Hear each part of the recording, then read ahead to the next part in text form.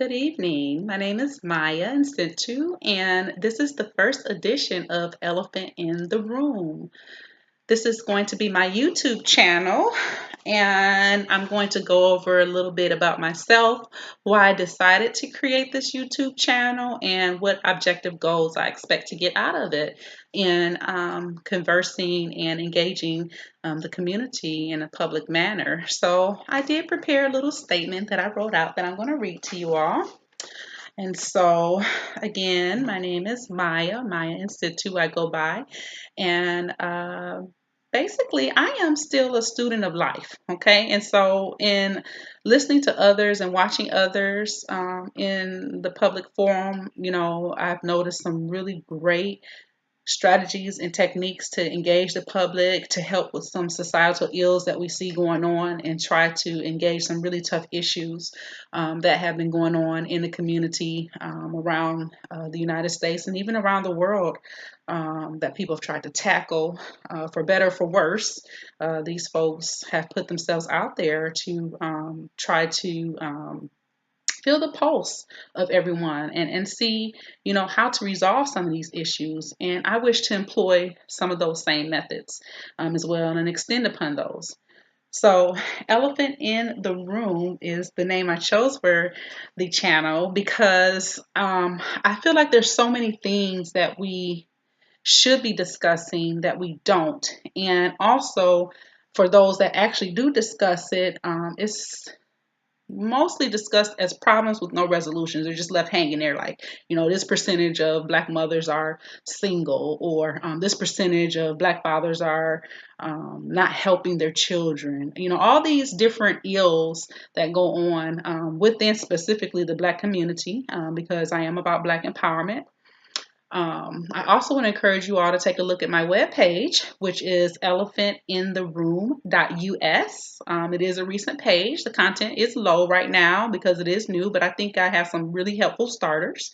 There is a link on that to sign up for my YouTube page. So I hope you enjoy my messaging. And the premise in which I'm starting is I'm actually using this forum to help me grow as a person as well. So I'm not trying to come in as an expert or as someone who knows everything. I'm really asking a lot of tough questions and discussing those tough questions. And I'm hoping as people catch wind of this YouTube channel and begin to dialogue with me, we can hopefully somehow together solve some of these problems through dialogue. In addition to this, it is my intent to take some of this dialogue to the streets and feel the pulse of the city. Currently, I'm in the city of Houston, and just like any other major urban city in the United States, there are a lot of things that go into the dynamic of city life. But the unique thing about Houston, I think, is that the metropolitan area of Houston is very active in Houston life. It's not complete isolation, I've noticed. I'm originally from Detroit, Michigan, and so the city to suburban life dynamic is completely different. It's very separate. It seems to be a us against them type of mentality, in my opinion, just growing up there, born and raised. Whereas my immigrating down here to Houston, the pulse is quite different. The dynamic is different. The population is different. So demographics are completely different from back home. And eventually we'll talk about some of those things. During dialogue and conversation with the community, I plan to create a parking lot.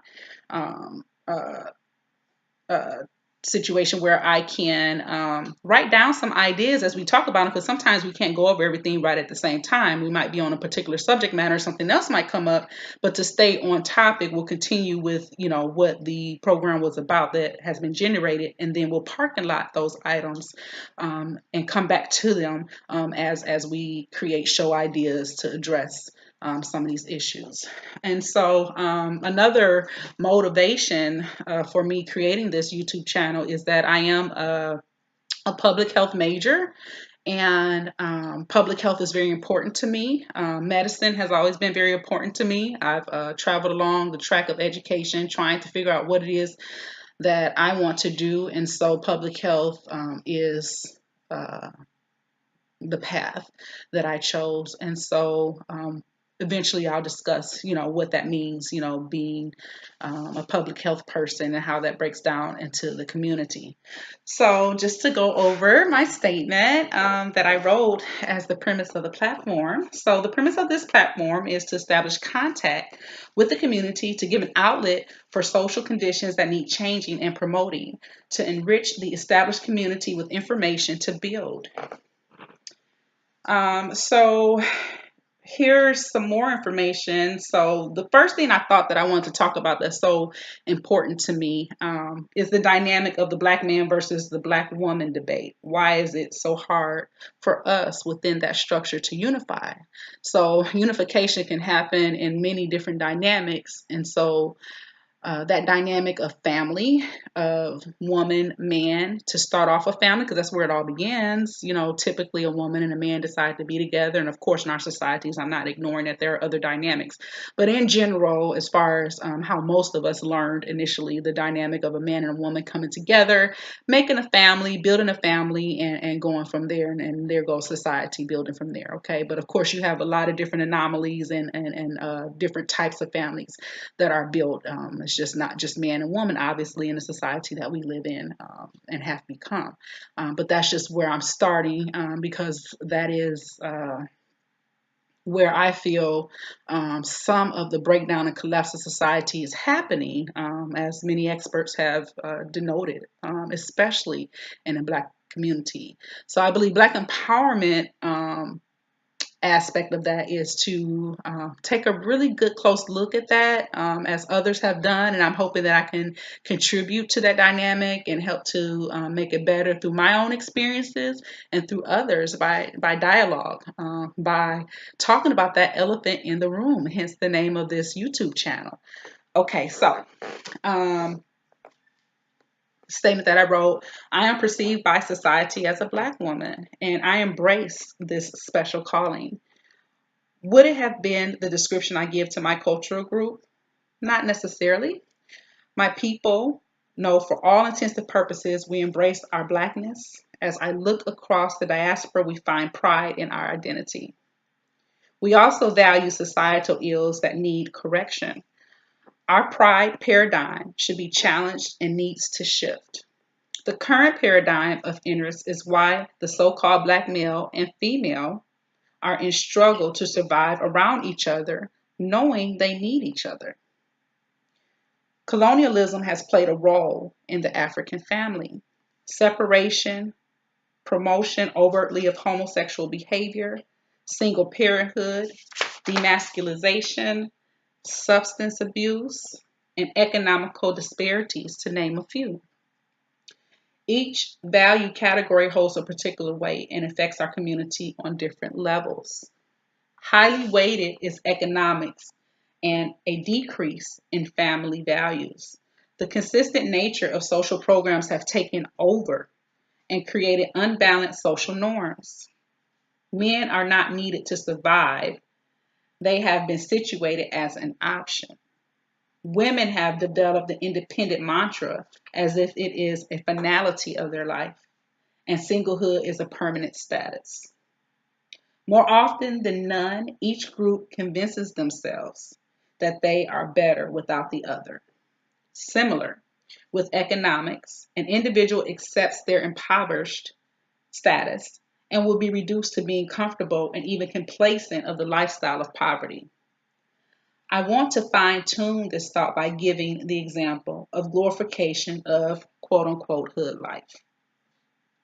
I will estimate maybe 90% of those born in this unfortunate circumstance at any given opportunity, say someone offers them financial opportunity, they would take that opportunity. They would change that status. Therefore, we can make a general assumption that the glorification of the hood has become an unhealthy coping mechanism. Do not mistake us bringing our culture with us for an added value given to the blight and diminished circumstances facing the community. These coping mechanisms have unintentionally created serious issues with correcting unproductive behaviors and normalizing abnormal conditions. I wish to shed light on the community's lack to solve the problems through being honest and creating usable solutions to begin corrections. Solutions are the true challenge of the relationship. An economic challenge is presented in the U.S. Numerous programs have been created, but few bring success. Economically speaking, the largest problem, a network of trust to share, or the largest problem is, a network of trust to share again business relationships between small business and the community. The relationship has been fractured. Colonialism plays a large role, but I must argue that waking up to gunshots, watching gang fights regularly, and knowing the local dealer and where they do business is a benign neglect of the community as a major issue. One could argue we are the originators of don't ask, don't tell as a concept. The hardest pill to swallow is we have built a community of enablers and excuse makers. A good number of us are holding the community down, but there is an overabundance of underachieving. Excuse makers. Example: a man impregnates a woman, and neither are financially, mentally, or generally equipped to care for the incepted child. The current template and trend is the man departs and the woman begins to cope with the loss of support. More often than none, the man never returns to the household even if his finances become better, and the woman and child never realizes the benefit of dual support financially or emotionally. This cycle becomes a template of lifestyle because the likelihood of learned behavior becomes a factor. This model could be duplicated in economics. The general economic premise of the so-called Black community is to spend with outside groups and influences and disenfranchise our own business owners. Lack of promotion and simple word of mouth, positive advertisement causes the further dysfunction. But what am I doing about it? The elephant in the room in my life is using the dialogue and current knowledge to affect change. I am a change agent and I will make a difference. I am putting myself out here to serve as a model and eventually a resource. I do not wish to lead any effort but be a part of a movement. History has shown us leadership is not necessarily the answer, but activism plays a major role and is a catalyst for agent change. I will redefine agents in our community to be those who elevate and affect change. Those current agents who seek to destroy will become extinct. This is my promise. Extinction, defined by becoming useless, therefore null and void, likened to right-wing radio becoming a dying art. Another focus or refocusing will be to display the art of engaging relevant companies, people, and ideas to our community to make examples of those wolves who come in sheep's clothing. As an observer of the conscious community, I have learned from the ups and the downs, and I plan to continue our path, advancing the agenda to the next level. I have heard our current leaders of the community. I have read through numerous comments and posts on the do's and the don'ts of Black media. I believe I am ready to be a contributing factor. In fact, after this post, I plan to dispose of the word I as a normalized part of plant vocabulary, speaking in the fifth person, we, us, the collective. Kemetic spirituality teaches us ma'at as a balancing principle. So thinking of self is thinking of us. They are interchangeable. The war cry has been heard. We are at war for our minds, our prosperity, our family. Every facet of the melanated experience is under attack. For those of us who felt the internal calling to get out here and become an example and want to educate, it's not an easy task, and we become targets and examples for the community to grow and learn from. Respect those who make an effort. It is not an easy task, and there's no playbook. being made readily available. No one is perfect. The human experience is with struggle. It seems by design as a balancing principle. And the last I is I want to help us restore the world to Ma'at, starting with us. We are the key people of melanation. We hold the keys and we do not necessarily know it. Walk with me. So that's going to be my major theme is walk with me. Because what I'm trying to display is that I can't do it by myself. I do not wish to do it by myself. And judging from our past, looking at our leaders like Marcus Garvey, like Nat Turner, like Malcolm X, like Martin Luther King, and so many others that could be named, Sojourner Truth, so many people who have taken that role, that beacon of light to say, I want to affect, I want to make a difference, and someone has to do something. The current model, I think that's different from what we've seen in history, is we all play a role. So the abolitionists that helped those who wish to gain their freedom, I have a real problem with the word slave because they were people who were enslaved. That's just my personal thing. Those policymakers and politicians who attempt to affect change, but we all know that though there are many obstacles that come with that. Um, us being here in this country and just navigating our way through this wilderness, so to speak. So those are the generalizations of what I want to touch on and why I thought that creating this show would be a necessity because I couldn't sit back anymore. I couldn't watch from the sideline anymore.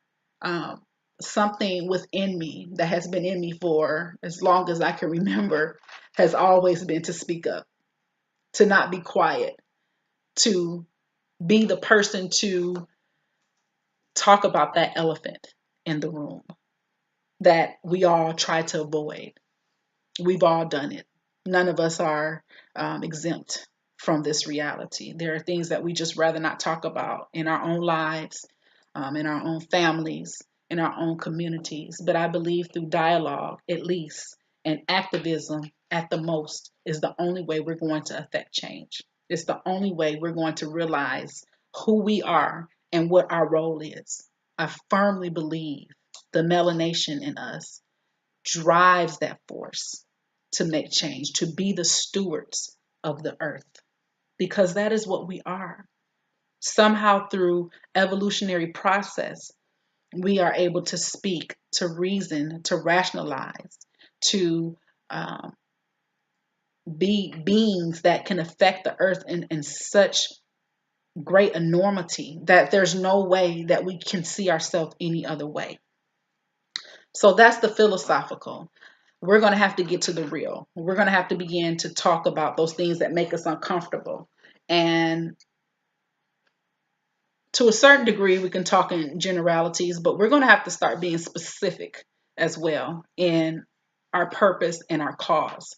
We're going to have to get to the bottom of why we believe anything that we believe. I'm talking about opening it all up for dialogue and opening it all up for solutions. And lastly, how do we actually employ these solutions? That is the biggest challenge, I think, more than anything, because we've been talking, and we're going through this cycle.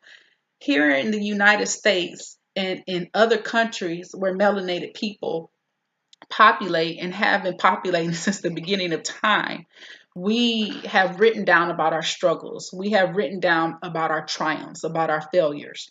And we can grow and learn from those, but we have to remember again who we are and what our purposes were.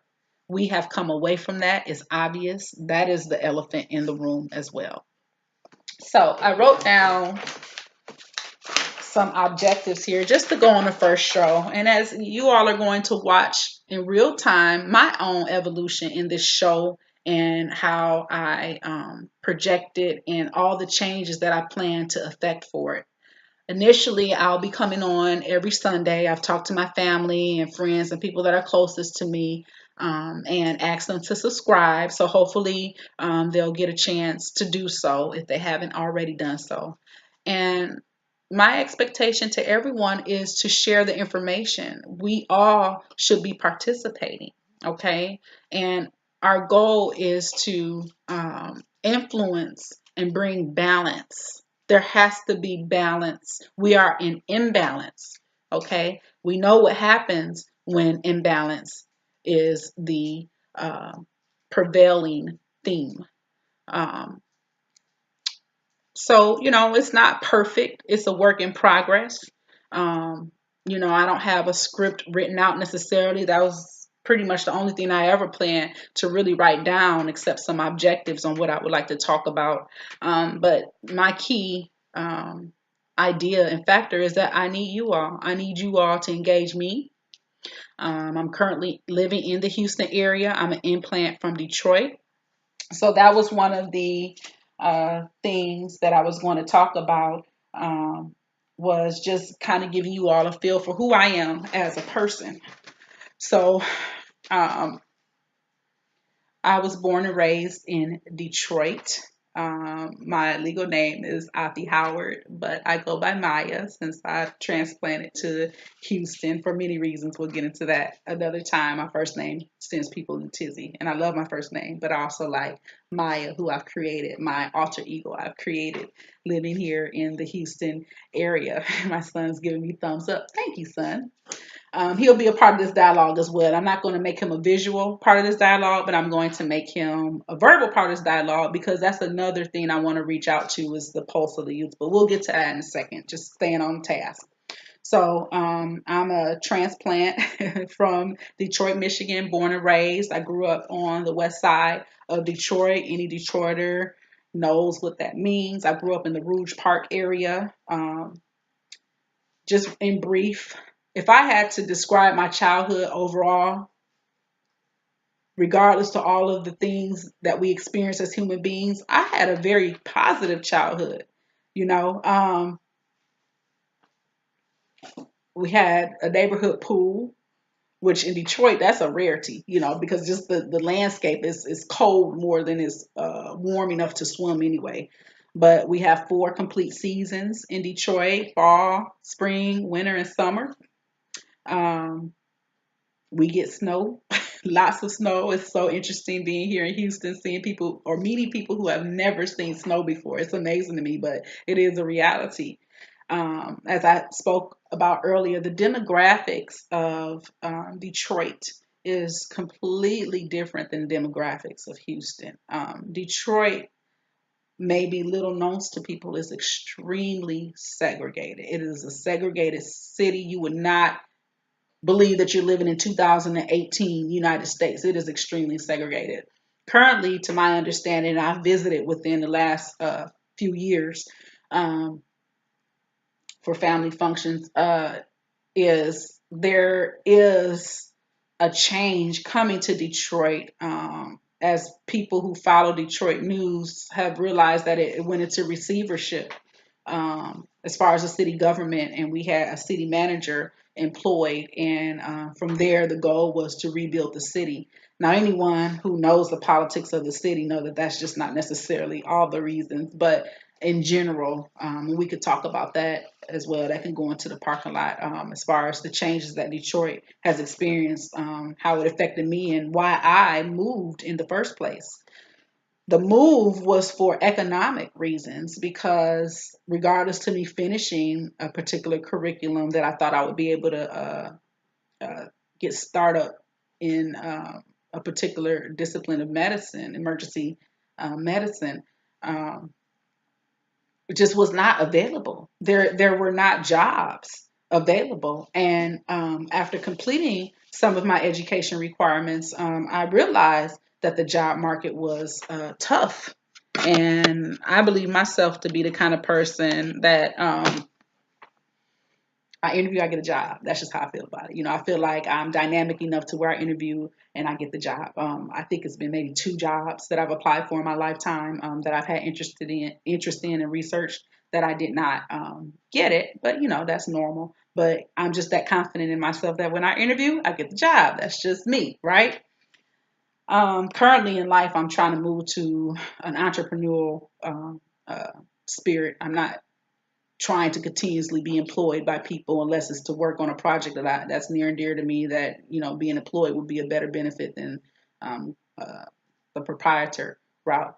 But that's something I'm working on. I've tried to do certain businesses and either I've lost interest or um, I didn't find that niche. So, you know, that's what life is about. It's a trial and error kind of ordeal, and it's not a perfect thing. Again, there's no playbook on a lot of things that we try to do in life. A lot of us in our dynamic create the playbook, but sometimes, you know, there is none. Um, I would say for small business or business startups or marketing schemes, there is a playbook, but sometimes they work, sometimes they don't. Sometimes it depends upon the individual. I just happen to be an individual that has not yet found success in that market, but I'm always going to keep trying. But I am an employed individual right now. I actively work. This project that I'm doing here is going to be something that is secondary to my main income, but I plan to hopefully make it a larger part of my income with other projects I plan to employ with this. So, just I'm a mother of two. I have 2 boys I love dearly. I have a college student currently going to a HBCU, and I have an adolescent tween, as they like to call it, um, who is a very dynamic individual in himself. Both of my boys are just, of course, as mom would say, just awesome, awesome. But they are really awesome people. You know, when people meet them and talk to them and get to know them as individuals, they are awesome. I have one of my 2 boys here with me today, and a segment I'm going to do here shortly is I think a dynamic that we're missing as far as understanding where we're going is I don't think we talk to our youth enough. I think that as the elders and as I see myself becoming an elder, as you know, I grow in age and wisdom, sometimes we don't necessarily consider their viewpoints.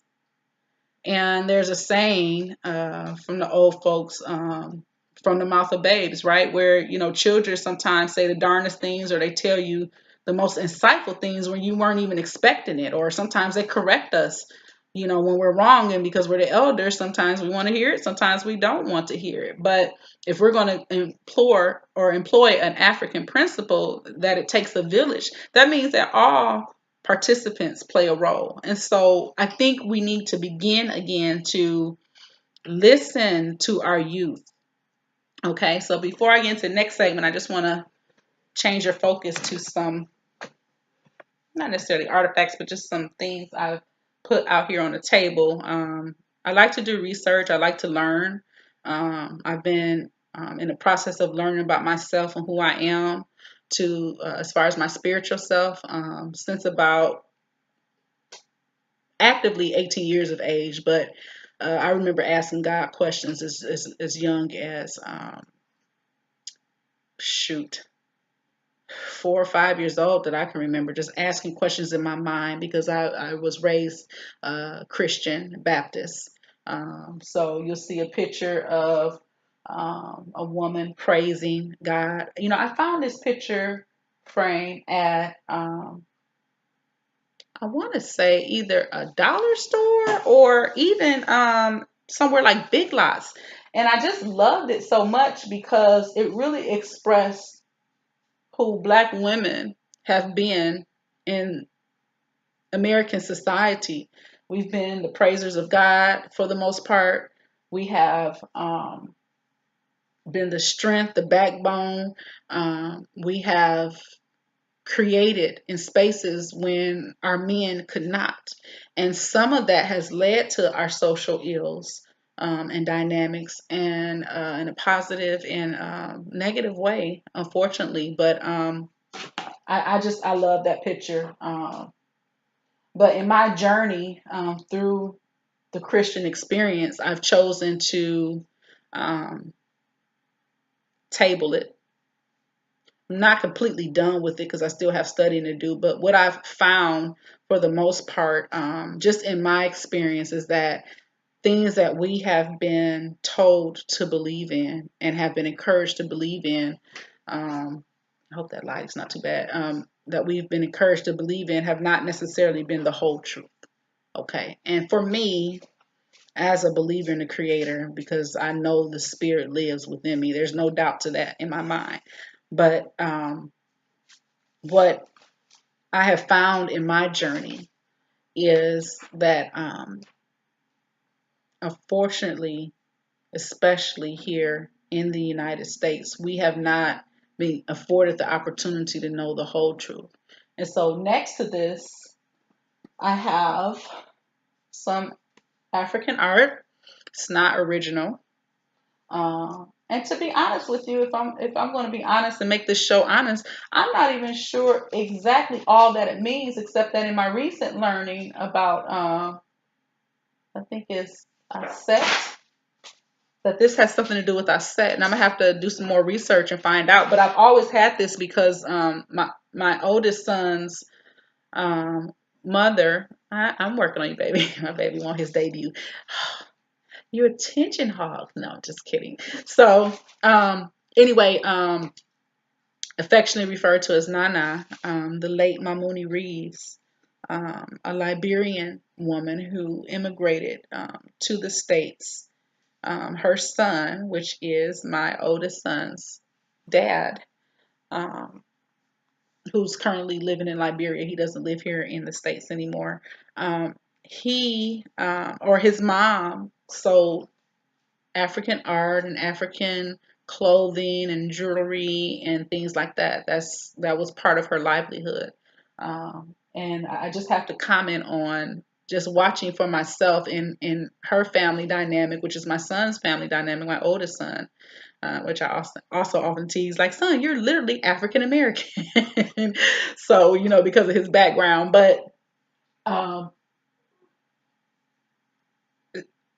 she made her transition here a few years back, unfortunately, and she was a very close person to me. She taught me about the African family and how it works. And it's not perfect, but one thing I learned from her, mommy, as I affectionately called her, is that the family is nuclear, the family is dynamic, and the family is permanent. She told me of the African parable that she learned growing up, was that there's no bad bush you can throw your children into. Meaning, when your children disappoint you, you can't discard them, you can't throw them away. You have to stick with them, you have to keep training them.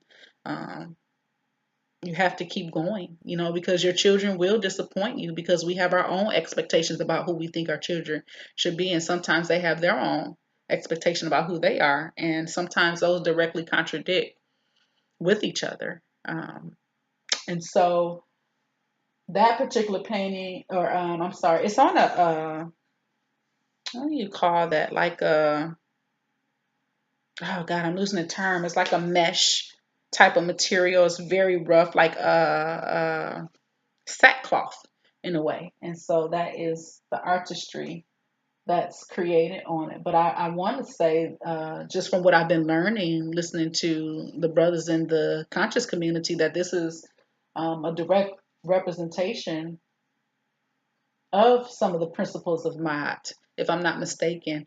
That's why I need you all, because sometimes, I could be wrong about my interpretations or knowledge, and I'm learning too. I'm learning, how to incorporate these principles and what they are, and what my ancestors meant for me to understand. So also on the table, I have a photo of me and my children.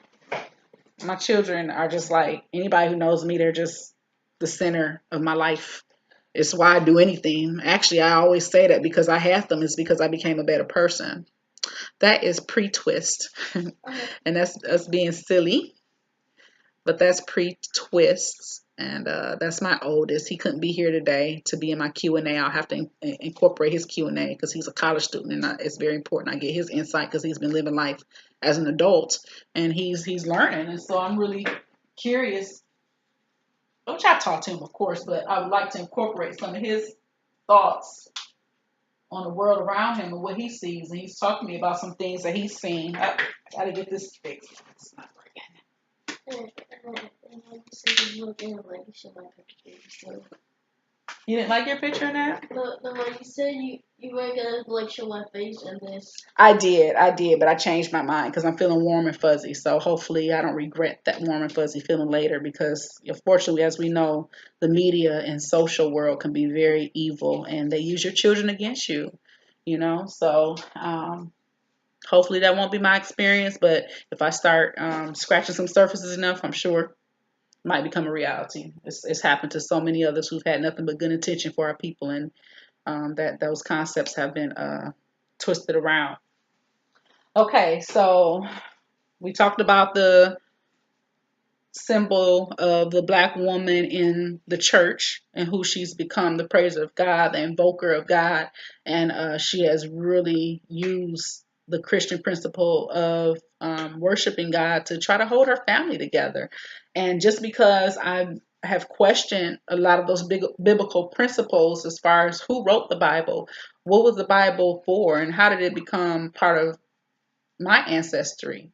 In the United States, it may not necessarily have been the same concept as the African Christianity that was initially created. So that's that in brief. I'm not going too deep today. Again, this is just the intro of who I am and what my intentions are. The two candles that are there, I found so interesting. I'll bring it a little bit closer. I put these candles up here because everything's about symbolism, and so I do things kind of purposely.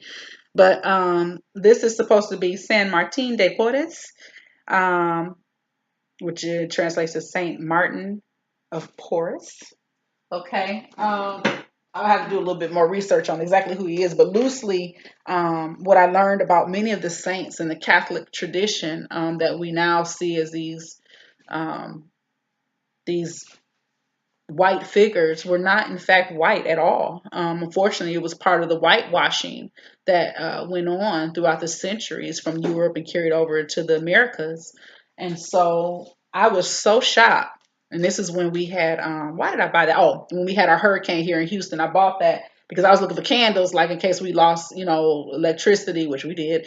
What I could use. And so when I saw these candles, I said, what? I can't believe Walmart got this in here.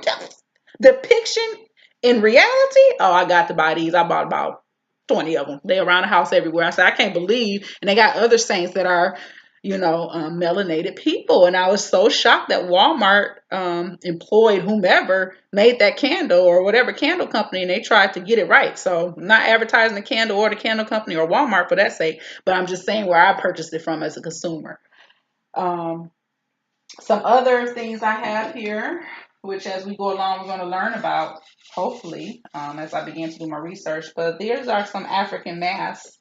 And so what I understood about the African masks, if I'm not mistaken, is they were supposed to represent the ancestors and their constant guidance in our lives. And so you would see things like this on totems, which had an African influence, and things like that. So again, I'm always learning, but these masks are very interesting, very Africoid features.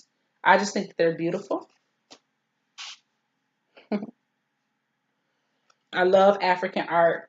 I'll damn near buy anything I think is African art. I'd be sad if I was fooled later, but hey, we're all ignorant of something. But I love African art. I mean, I have some other art on my wall, which I really don't want to turn my camera because my table junkie. But I have some other African art up here. One is from Mommy, from her store that she gave to me when she decided to close her store, because illness took her over.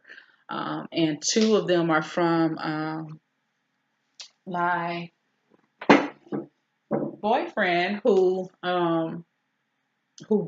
went to Kenya recently, I'm just so happy for him to have had that experience. I can't wait to my experience because I will be making it to Africa. Uh, God willing, universe willing, uh, before I end this life, because I have to step foot on our homeland. And I've heard so many different opinions about how it feels, but the common thought that comes across initially is just this fullness, to be able to say, I made it back home, you know, because it is our home, regardless to whether any of us want to admit it. Some of us do admit it, some of us don't. But for me, it's home. And everything in my being has always been pro African, period. It's just who I am. I've heard different schools of thoughts and different people who have had different opinions. But for me, what balances me is identifying with my Africanness. Um, and so I've done some study over the last year about, what is Africa? What is its history? And things like that. But really, this show is going to sometimes focus in on that. But I didn't really want to make this a show about knowledge in that way because I'm still learning. But I wanted to, once I do learn, I wanted to employ those principles. We have to start employing those principles, okay? So anyway, that's what I have on this wall. We talked about that. We talked about the different statues. I used to have this all around my apartment everywhere, but since my apartment flooded in the other flood that happened before this year, well, last year's flood, there was a flood a year before that I was involved in more drastically than this year, unfortunately. But anyway, it's something to go through a natural disaster. It's something like you never would imagine. But this is another statue, which I just think they're so beautiful. They just speak to me. But we know that a lot of vendors are creating this stuff for the purpose of commerce and trade, and so a lot of the things aren't as authentic as we would like for them to be. But you know what? We got to do the best with what we have, and honoring our ancestors. So this next segment I want to go into um, is we talked about when I plan to do this show, which is every Sunday.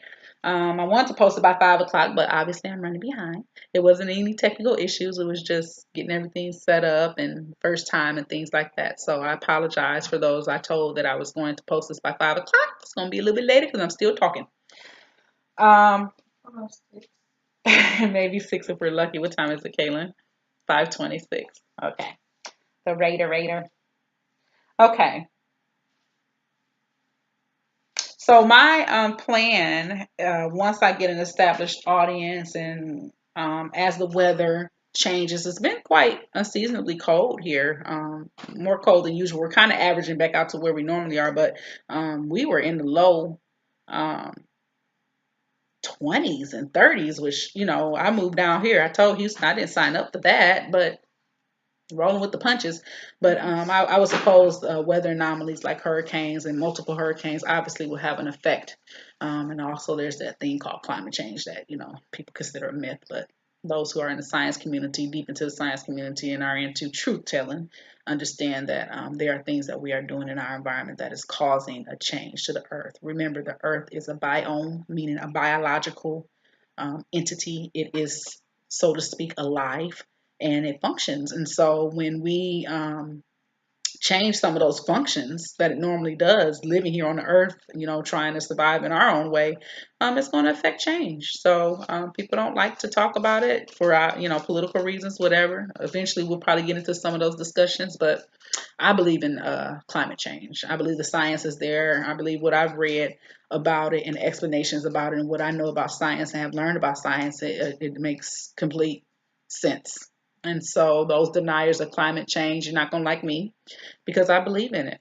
There's just certain things. We have to look at the human body and the earth as almost a symbiotic relationship in that it will behave in a certain kind of way when it comes out of homeostasis. Everything has to meet that threshold of homeostasis. And when it does not, there's changes. For example, when the body becomes affected with a virus or a bacterium, it it reacts. You have a fever. You have different reactions that go into your body to try to destroy that invader. And so, if human beings, if we continue to act as invaders and not as harmonious biological figures and stewards of this earth, as I said before, we will experience the wrath of the earth. And the earth is a lot bigger than us, so I think it can push us around, and it has in our past history if you study um, the ecological and environmental changes of our earth. And you don't have to be a scientist to do that. Just get an almanac and it'll tell you lots about what's going on our Earth. Look at maps. Our Earth has changed drastically as far as land mass, water volume, ice volume. It's changed, and it has always gone through changes, and we're still trying to learn and understand some of these changes. So, anyway, I digress. So, now I'm going to get to the section where I wanted to ask my son some questions. And I'm sorry. I was saying once my audience is established, I want to be able to add a variety of services, but not necessarily YouTube being the driving force. What I would like to do is go out into the community. What I am going to do is go out into the community and find the pulse of the community, and I will record those things so that we can get information on how people think on complex issues to simple issues. Just seeing how what they think or know is true, because that matters. If we believe a certain thing and that certain thing is not necessarily factual or true, and we have not had the opportunity to run into anyone who's had opposing views, in other words, if everyone around us is thinking the same thing to be true and it's not necessarily true, it's going to take an act of someone with an opposing view to come in and make people rethink their point of view. And so that is, as far as human behavior, one of the hardest things to do. People hold fast to what they believe, especially if that information came from mommy, daddy, grandpappy, grandmammy, auntie, uncle. They're not going to take to an outsider, so to speak, telling them that those people were wrong. Okay, and that's what we're dealing with when we're talking about um, a consensus of agreement of our people. When we talk about unity, we know that Black people are not um a monolithic people. We don't think one thought. We have different beliefs. We have different value systems. We practice everyday life in a whole different way. And so you have those dynamics working. I mean, although outside groups might say, oh, Black people, don't they all like chicken? Whatever. No, no. The simple answer is no. And the long answer is we have had cultural experiences that drive why we believe what we believe. We have been traveling this earth, like I said, since inception.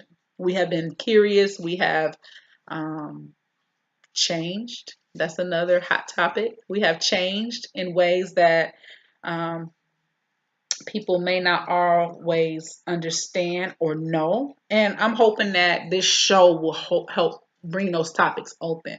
I'm going to try my best not to create an antagonistic format. I want it to be a discussion format, a dialogue format. But I know when tensions get heated and people say things that others don't believe, that's not always easy. But that is my intent. I am coming from a good place.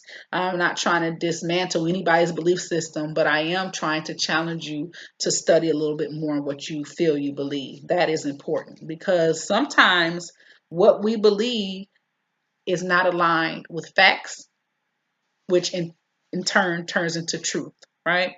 We're trying to discover as much truth. Anybody who lives this life for the most part is trying to find some form of truth, whether it's truth in earning a better income, whether it's truth in their spirituality, whether it's truth in raising their children better, some form of truth we're trying to establish here. So now we're going to move on to Kaylin because he has been waiting so patiently. And after he's done, he is excused to do whatever he wants to do or finish listening to Mom's show. But basically, I want to get a survey from the Raider. That's my nickname for him. And the second survey hopefully will be for the next show where I can collaborate with my oldest, Cassius. He's not going to want me to call him his nickname.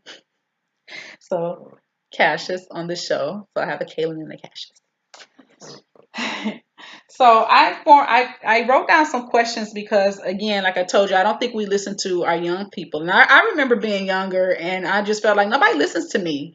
And maybe I'm tooting my own horn, but I feel like I've been what people might call an old soul. I've had some really dynamic thoughts. Like the current thought process now is that racism is a disease. I don't know if anybody else said that before now time, but I've been saying that for a long time since I was a little girl when I was trying to find out why people hate black people. I swear, when I was a little girl, I recognized that people treated black people different. Detroit, we have had run-ins with the law enforcement like no one else. Or I shouldn't say that. LA, New York, these urban cities know what I'm talking about. So I used to always wonder to myself, like, well, why does everybody hate us? And that was a real soul shaking question for me when I was a young girl, when I was awakened in that way and understood that we were different. One of my best friends in the world that I played with, because the neighborhood we moved in, we were the fourth black family on the block at the time that we moved in, and I experienced in real time. While some people say that's not true, I experienced in real time being a black family moving into the neighborhood and watching the white people leave. Even having a next door neighbor, I'll never forget, her name is Connie. She used to have conversation with my grandma. They were real close, but sometimes Connie used to say racist stuff. My grandma used to try to talk about some of the things that she would say, they moved because it was too many black people in the neighborhood. They weren't ashamed to admit that at that time, because you have to understand what's politically correct today was not politically correct years before. These dynamics have changed. So anyway, I just want to start talking to our youth more so we can kind of understand what they think, because what they think it matters, because they're our future. And if we don't understand how they think, we don't know what our future is going to look like. Okay, because we're going to age. I'm going to become elderly, and I'm going to have to trust on my children, which I tease about a lot. I don't. They might. You're not gonna put me in a home, are you? No. Okay, all right. Oh, it depends what you do. It depends what I do. See that? See, I don't know about this youth, though. See, that's how the elders talk. These kids, they just crazy. I'm just kidding. I know, baby. So I think the difference between me growing up and my elders and the relationship I have with my children now is I talk a lot more to my children about just stuff. And some households experience that. You have some real blunt households, but I think for the most part, that's probably a lot of people experience just from talking to people. I have conversations with people I talk to people all the time. Anyone who know me say, Maya will take you into some deep conversation. I will drag you into it. I don't care who you are. I do it at work. I do it everywhere. I don't care. If they want to, I'm not trying to be funny, but if someone wants to fire me because I want to understand the people that I work with, and have some good conversations about what they think, I'm not cussing people out. I don't make anybody feel a certain way because they may have a particular belief system, but I listen to them, because when people are talking, usually the first thing they say is their truth. And I think we have gotten into a place where we don't want to hear it anymore, maybe because we're just so overwhelmed. I mean, we've dealt with a lot as melanated people on this planet, so I can understand that premise, but I choose to be the person that continues to have that dialogue. So anyway, to the question. So, Kaylin, you ready to talk to me now? Yes. Mom's talked for 53 whole minutes. Mom can talk, can't she? Yes. I have a lot of thoughts on my mind. I think a lot. And so this is like a therapy for me as well, talking and getting these things off my chest and finding out, who else thinks like this and who doesn't think like this. And am I crazy, or, am I living in a space and time that just doesn't make any kind of sense? So anyway, unbeknownst to my coworkers that bought me this nice gift, which, you know what? I wonder, is this backwards to you all? We'll see when I watch the TV. It looks backwards to me, but I wonder, is it the right way around for you all? It's a camera trick. I studied one semester, maybe 2 semesters of radio and TV. I understand some, but not a lot. Enough to get by. Okay, so my original plan was to go down to TSU at U of H campus, and I'm gonna eventually get to work that in one of these Sundays when I have the time or the format, or maybe when the weather's warmer and more people are going to be out, to poll these students, because again, The younger generation is our future. And if we don't understand how they think, if we don't get the information to them, we're going to repeat a cycle. I think you all know what that cycle is. Okay, so my son's here in the background. I told him I wasn't gonna put his face up because I'm sensitive. I'm real private, and so my children mean the world to me. And if people start saying ignorant stuff, it's not gonna go away. So we're gonna keep his voice in the background. His face is gonna be here, but no voice. So one of the questions that I wrote, or that I wrote down for you. I'm sorry, got to turn the page here. Um, First question is, before mom start talking consciousness, as you know that y'all got to wake up to all kind of crap, right? Me listening to stuff, right? Have you noticed that I listen to a lot of different things on my radio, on my phone? Yeah. And so before I start talking what we're calling consciousness, what did you perceive about the world around you? In other words, how do you see the world outside of mom's view? Don't use my view, use your own view. How do you see the world around you? Pretty much, I see like people working, people doing stuff, and a lot of positive things, but a lot of negative things too, like racism, sexism, and all that stuff. You see that? So, okay, that's interesting. So, you can see racism, okay? Tell me what you perceive as racism. What do you see that you feel is racism? Right. For me, racism is like not hiring somebody because they're black, or Mm, like not just like avoiding somebody because they're melanated. okay. So, in your own personal life, though, can you say that you've had any experience with racism? Like, just for you, have you felt that kind of racism that you perceive? Have you ever felt that yourself personally? But, yeah, yeah, because Mom, you know that intermediate school I went to, right?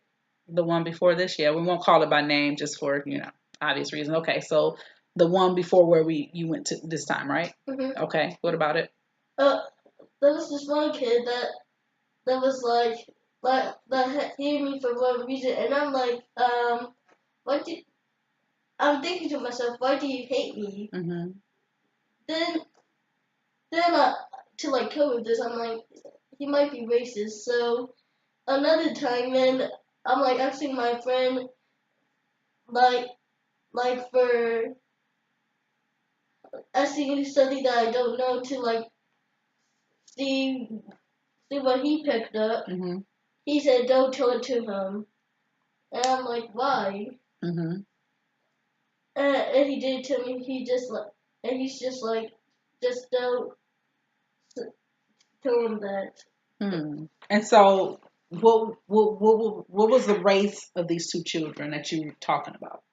White. Okay, so there were two white children. So you were predominantly in a school with mostly white children, Mhm. and you're now predominantly in a school with mostly black children. Do you feel that racism exists in the current school system or just around the students being a majority of Latino and black children? No. You don't feel the same feeling? Mm-mm. What's different? But like since I'm with like people, I shall say, like they understand like, okay, you're part of us, Hmm. and you're just like us. That So is so they understand, interesting. I'm sorry to interrupt you. What were you saying? and they like understand like, okay, you are like me. That is so profound, Katie. And I don't think we've ever talked about that before, that you've ever felt that way about the kids that you went to school with. I always assumed that you were happy when I would ask you how school or this, that, and you always say fine. But I didn't realize that you felt tension. People would call that tension, um, with your classmates not necessarily wanting to share work. Could just being objective, okay? and being a person that I am, I know I'm very black and power. I'm black power. I just know how I am around my kids, and obviously that's going to have an effect on you all, right? That's going to create a certain kind of bias. I'm not going to sit here and pretend that's not the elephant in the room. That my biases could become your own. Um, is it possible that that may have not necessarily been racism, but just kids being kids? You being a new student? Was it when you were a newer student, or was it when you'd already been there for at least a year? It it just when everybody got used to everybody, and it was the first year, so maybe maybe they came from like the same elementary school, Hmm. and since I came from like You came from Klein District, yeah. right? Hmm. Yeah, so now you're in a new school district, and do you think just being objective, and filtering through these feelings, do you think that that could be a factor that maybe just the kids just didn't know you? Maybe. Did you build friendships with these same students later on that you felt were behaving this way? Did you ever break that barrier? Yeah, the same kid just like got used to me, and I'm like, uh, okay, so now we're friendly, okay. Okay. What do Like, you think was the driving force to that difference in behavior, maybe alienating you to now being more familiar with you? What do you think changed their minds in your own perception? just like being around me, getting used to my personality, and like just accepting me for who I am. That's powerful, Kaylin. Thank you so much for that. That's really awesome. But that's the kind of thing that you want to do all the time is you want to be able to self-evaluate. At work, I work with lots of different culture groups. I work with Asians. I work with so-called Hispanics. Some of these names I just get on my nerves. But anyway, I'm sorry. That's a whole nother topic. Um, some of our Asian groups, some of our Hispanic Latin groups. I work with European descendant group. I even met a girl at my job, a lady I should call her, who uh, come to find out she's from Africa and she's white. She's from Really? South Africa. Yeah, she's from South Africa. She's white. Now there's a serious history in South Africa as to why that happened. But she was from South Africa, born in South Africa. She came over here, of course. She didn't have an accent or anything. Her accent was pretty much what I would perceive as typical white girl accent. But she was from Africa, and that it didn't blow my mind because I knew that, but it was just interesting being able to meet someone and just build on that. I'm the kind of person, Kaylin, that I don't allow people to create barriers in me. And if a person wants to have a bias against me, it's going to have to be very obvious because I'm going to make them talk to me. That's just who I am, and that's just what I am. That's what I've chosen to be. So at work, as I was saying earlier, I dialogue people on all kinds of things. And I have built a rapport with my coworkers from different dynamics to where they feel comfortable talking to me about different things. And we've created our own little joking system on things that probably would be completely inappropriate to people in the community. They knew that it was happening, but hey, it is what it is. That's the elephant in the room too. I joke with my coworkers about racial stuff, and it probably is completely inappropriate if anyone on the show knew we joked about it, but we do. We have these racial jokes, and they come to me and they'll say something to me and they're like, "Is that racist?" I'm like, "Yes." And then we crack up. So Yeah. that's just the walls I tear down, with my coworkers. And some people might say, "Oh, you shouldn't be doing that." Well, that's your opinion, and opinions are like assholes. That's what you should know. That I think. And, and Mom, I can do that too with my close friends. Hmm. You learn to break down those barriers by talking about those uncomfortable things, huh? Yeah. Okay. Well, and you did that on your own. I didn't talk to you about this before, so that's just your dynamic, and that's something that you have become comfortable with. My son made me some water. He said I might need water for the show. That's right. He's very supportive. My children are very, very supportive of me. Okay, so second question. How do you perceive the United States and its role in the world? Uh, with the United States, but kind of like I'm gonna say like keeping we're accepting, but at the same time like I don't really know about the U.S. that much and how it is to like all the other countries in the world. Mhm. But we have like a few different like allies, Mhm. and I feel like we're close to them. Mhm. But some countries we are not like we're friendly to them, but not like for Japan. Mhm. We we're we're not allies with them, but we still trade with them, like for oil and stuff. Mhm. Mhm. Well, Kaylin, that's not exactly true. We are allies with Japan. But with recent things going on, there's some question on whether we'll be still part of NATO and all these kind of things. We have pulled out of a couple of international treaties, but that's a whole other subject for a whole other day. Whew.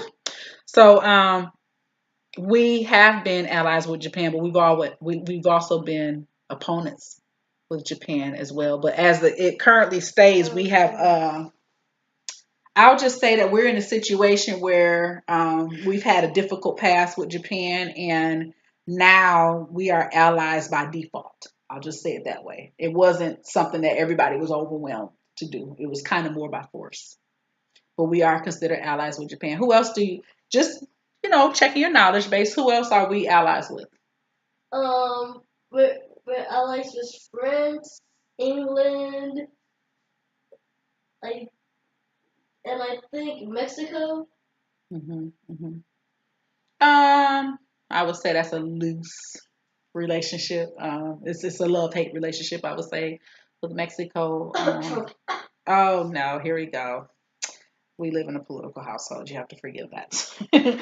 All right, moving on to the next question. How do you view education, and what are your personal goals? My personal goals for education. Well, how do you view education? Let's start there. This type of education is like like like some schools in the U.S. are really good, like private schools that are made out of marble, like the stereotype of private schools. Mm-hmm. But like other schools, like in the I don't want to say the hood, but like Well, it's maybe you not. might want to say urban areas. That's a Yeah, politically correct yeah, term. the Urban urban areas. areas. Mm-hmm. Um, you don't get like such a good education there. Mm-hmm. Like up in Detroit, we moved down here to get me a campus of better education Mm-hmm. because there weren't many good schools where near we were. So Mm-hmm. Mm-hmm. So, what are your personal educational goals? What do you see yourself, or how do you plan to educate yourself? What is your education path? my education path is like to learn as much as I can to in the world. I'm focusing on science pretty much because one of my goals is to be a scientist. Mm-hmm. And if I want to branch and do something else, I will have something to fall back on that I can work and do. That's good. That's good, Kaylin. And that is something that I do push for you all. So it's good to know that you incorporated that in your own philosophy. We'll see how that changes in a few years because, at your age group, not saying that you don't have your own mind, but a lot of things that you think and feel and perceive are based upon your parenting, to be honest with you. But I know that I really feel that you, my young men, are very independent in thought. I think that you all have your own thoughts. I don't feel I impose my will on you. Do you feel I impose my will on you? Not really. Well, I mean, except in discipline, right? I'm going to require you to do Yeah, different things. yeah. But as far as my ideals, do you feel I give you room to think on your own? Well, I would say like you show me a lot of stuff, like tell me a lot of stuff because you watch these like radio shows and like you play them around me to see if I like them, but sometimes I'm like I might have like a different idea steer from what they say. Mm-hmm. Then again, something that they say might just resonate with me, and you would be totally accepting of that. Mm-hmm. And when you were a Christian, you said it's okay if you don't want to be Christian. Like if you want to be Jewish or something else, you would be totally accepting of that. That's right. That is the philosophy I employ in my household. I have introduced Christian values to you all, but I never made you all worship. It was always an option. And some households aren't like that. Some adults believe that that's the wrong way to go. You know, I've heard family members even say, raise them up right. And I'm like, well, what does that mean? But that's just my own personal opinion. But I don't think that my boys are any less decent people because I haven't chosen to raise them in religious doctrine. And at this point in time in my life, I'm thankful that I had that insight to do that. I was made to go to church, but I'm not bitter for it. You know, I have a lot of great memories of going to church, and I have a lot of um, basis for morality because of it. But I don't think it is a hindrance that I learned that way, nor do I think it's a hindrance that I chose to allow my children to choose their own faith. I thought that was important. And in watching my model, you know, Kaylin was more inclined to go to church with me than Cassius was. You know, Kaylin didn't mind worshiping with me. He kind of identified with that. And I could pontificate on why that would happen because their experiences are different in life. Each of them deal with different challenges that we'll probably later talk about as it comes up in different shows. But that's pretty insightful, Kaden. I appreciate that. What do you think about how to build wealth? How to build wealth? What do you think about how do you do it? You know, what is your opinion or projection on how to build wealth? Okay, so in my head, I'm like following your dreams, and if if that idea really resonates with you, you go with it. Mm-hmm. And like if you really love something, you put like all your effort in that. So if you keep putting effort into that and keep loving your idea, yeah, it will go bigger and bigger. Mm-hmm. Then you will make more and more money. Okay. All right. So you And I'm sorry. Go ahead. and if you're just like doing a business because of the money, you're not gonna get that far because you're not really like wanting to do it for like yourself, like to make yourself happy. You're just doing it to like get money. Okay. So you think passion equals prosperity? Yeah, Okay. pretty much. That's a pretty good concept. There are some financial persons that incorporate that ideology, and you know, there's a lot of different ideologies out here, but that's pretty good. I don't say I disagree with you on that. So, if you had to say that you were passionate about something, like today, right now, we know what your goals are to become a scientist and become a part of the science community. But if you said right now what your passion was that you could maybe start a small business in and try to make it grow, what do you think that could be? I don't know it's okay answer to, but I'm just curious if you had thought about that at all. Uh, to be honest, I did not understand what you just said. So basically, if you had to speak to a passion within you right now at this Okay. stage in your life, because you're saying science is your overall goal, that's your long term goal, right? So we're talking about short term goals. So if you had a passion that you could speak to now that you can incorporate now to try to build wealth, what would it be? Right now would be gaming, just to like play games professionally, join a team, and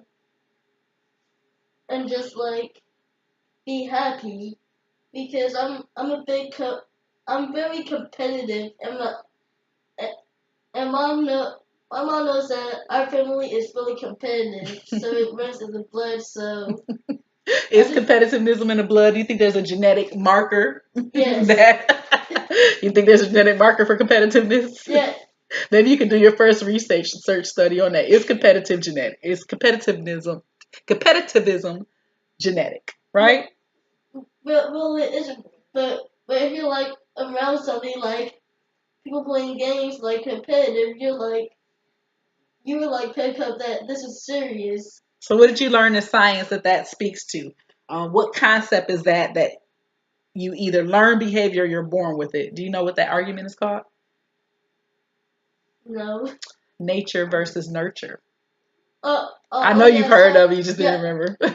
yeah, we're learning it in science now. That's right. Nature versus nurture. How many things contribute towards um, learned behavior and how many things are genetic? So that's nature versus nurture by doing it in the right order. So genetic nature and then nurture learned behavior. So that's going to be interesting. I'm glad you guys are learning that. You guys learn a lot at your school. I'm really proud of that.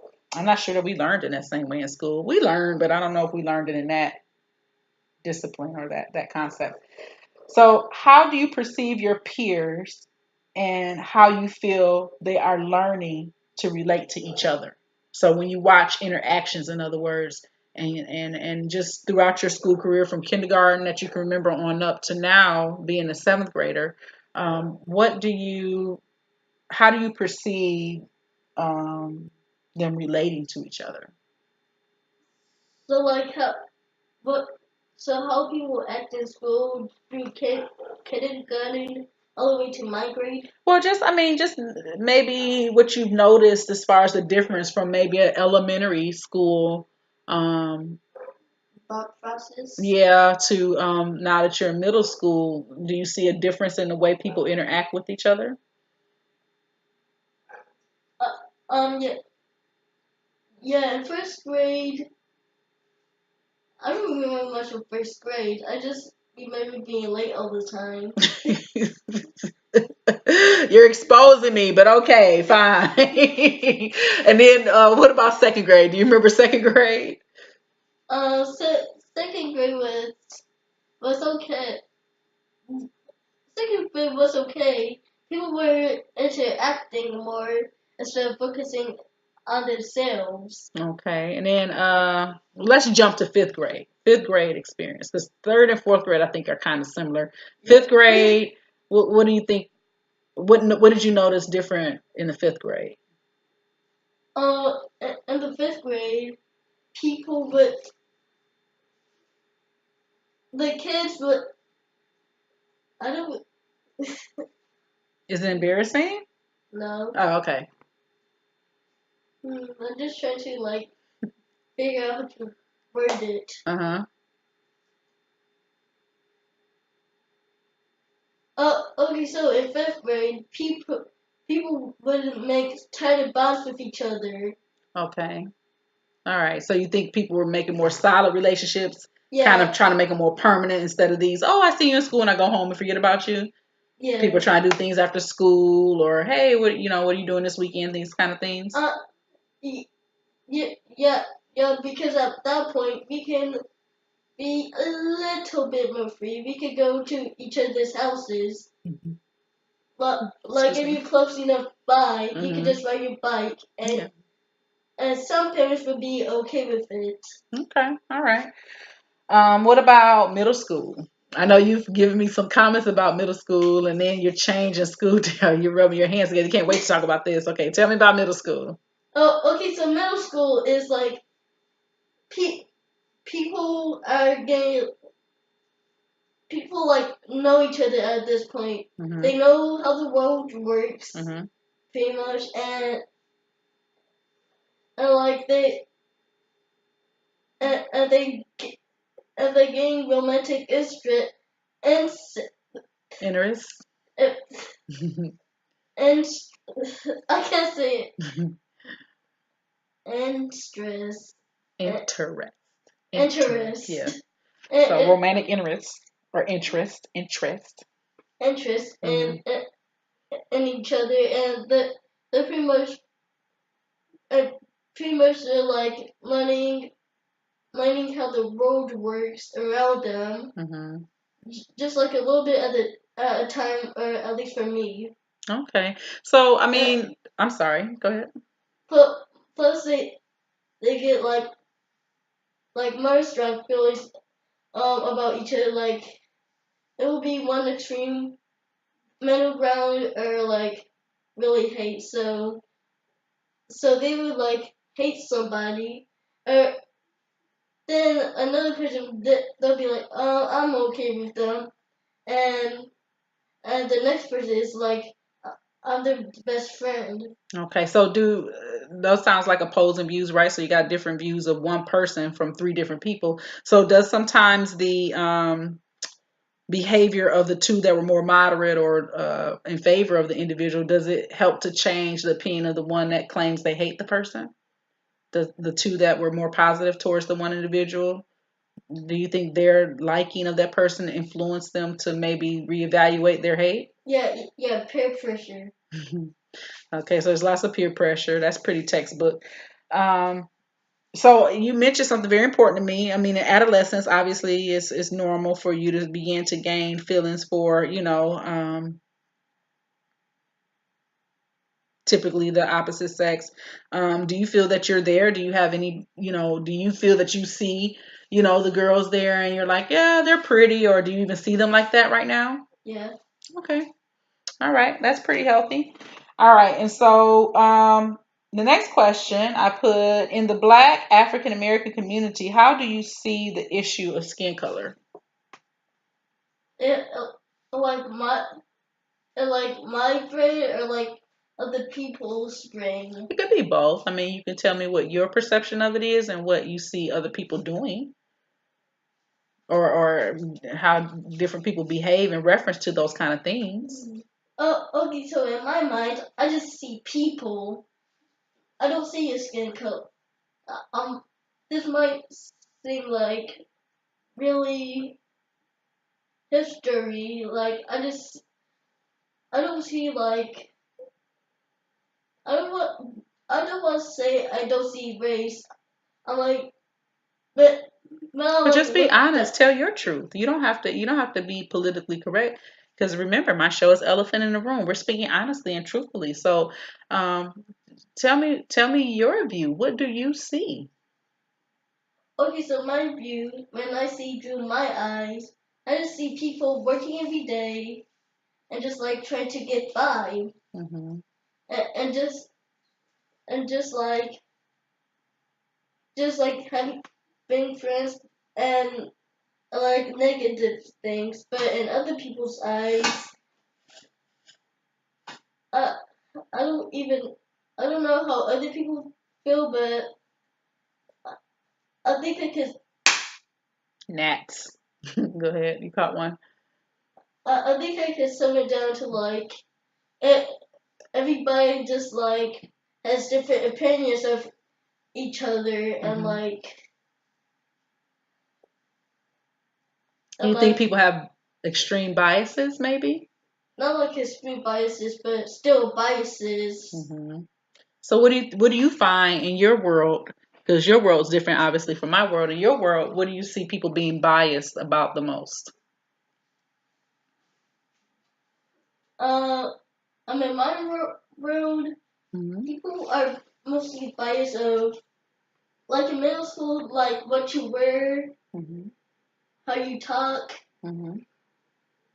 and just like how you present yourself. Okay, so biases are more behavioral and maybe even material than they are um, emotionally driven, I would say. They're what people see, in other words. Did I get that right? Like, are you telling me the definition, or are you checking my definition? I'm checking your definition. I'm trying to make sure I'm repeating what I think I hear you saying. Am I getting it right or? Like in middle school, schoolers is all about what you're wearing, how you talk, or like how you look. Okay. All right. So it's more visual. Yes. Okay. All right. And then, but you guys wear uniforms. So No, that just dawned on me. You guys wear uniforms. So like, no, we don't have. They mostly judge like because you can wear like shirts and stuff, uh-huh. So it's just based upon what your but uniform looks like, or your shoes, maybe, yeah, your or shoes your book too. bag, Yeah, coat. not wait, no, not book bag. Look like your coat. They would just like nitpick every little thing. Like This will be a good case study, Kaylin. I thank you for giving me that because you know what? I've often said I cannot stand the uniform guidelines. And I know people think, oh well, it's just to keep the kids from judging each other. You just heard from the horse's mouth that regardless to wearing uniforms, the elephant in the room is that people still find a way to judge. So how much of this is human nature that humans categorize each other and create pecking orders based upon biases that they've created. Is it a social norm for human beings to do this, or is this a learned behavior? That's a good topic. But thank you, Caitlin. That is very insightful because I find that amazing that the schools are pushing uniforms because they think it's going to cause less problems, but in reality, it doesn't dissipate that. These students are still separating themselves by some kind of I don't know. I uh, mean, how do you the uniform is pretty much same color. I don't know. You got on blue today and you got your uniform look dingy maybe. Just thinking back to my middle school years like them. Huh? wait, hold on, continue. No, I'm listening. I want you to interrupt my thought because this segment's about you. Uh, okay, so it, like some students learned that the reason why we have uniforms is because, like, since we're in the urban areas, Hmm. we have uniforms because, like, you can recognize a school shooter or like something. Oh, so they're saying it's for So security measure. yeah, that's why we have the ID, these like Hmm. really detailed like dress code, and that's why they changed it. Now I'm gonna tell you, Caitlin, and you may not be aware of this history, but just going to Detroit public schools, especially in high school, we went through metal detectors because there was gang presence and there was problems with guns, unfortunately. And during my tenure, ninth grade through 12th grade, there were guns that were found on students and students who were expelled and all kind of things that went on because of just rivalries that were going on, and that contributes to the unfortunate circumstance of urban life for many students in the Black community. It's unfortunate, but I can't pretend like it didn't happen or that it didn't exist because it did, and so. In certain cases, we were having our purses looked through. You have to set your book bag and your purse down, and you go through the metal detector, and then you get it back. So some people would come and be found with a knife in their bag. Some people were found with paraphernalia, which would be drugs, narcotics, things like that. Oh Has yeah, that been a problem in your school with drugs? one time, One time, what was the drug? weed. Marijuana. So, a kid, what grade was the kid in? The same grade that I was. Sixth grade at the time? No, seventh. Seventh grade. So, that happened this year?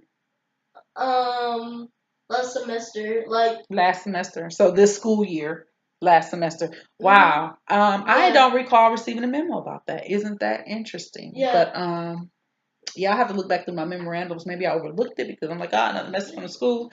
But I forgot to take my school survey. Anyway, I digress. Um, Yeah. but wow. So did they have a any kind of But like a follow up about it?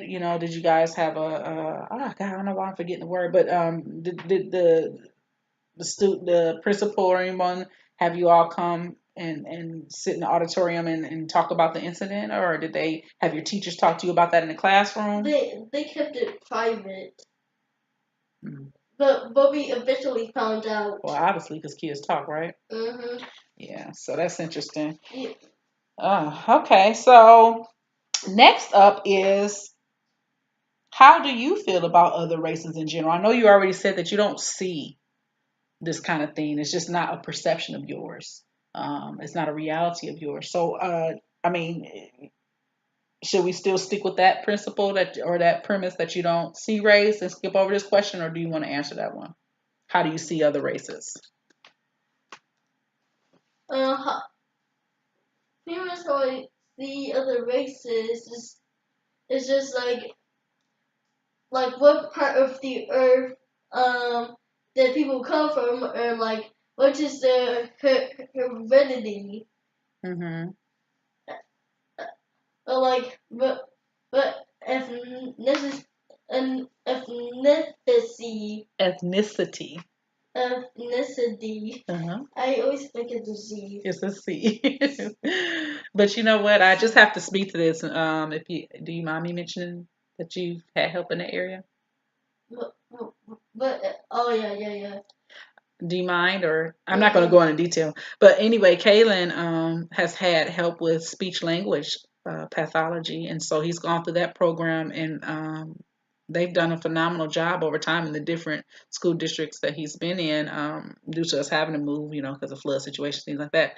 But I think they've done a phenomenal job. When I hear speech and language, it's a whole lot better. So I'm happy for you, Kaylin, that you've progressed to this point. I mean, it wasn't like awful to me, but it was noticeable, and so Yeah. I'm glad that was able to.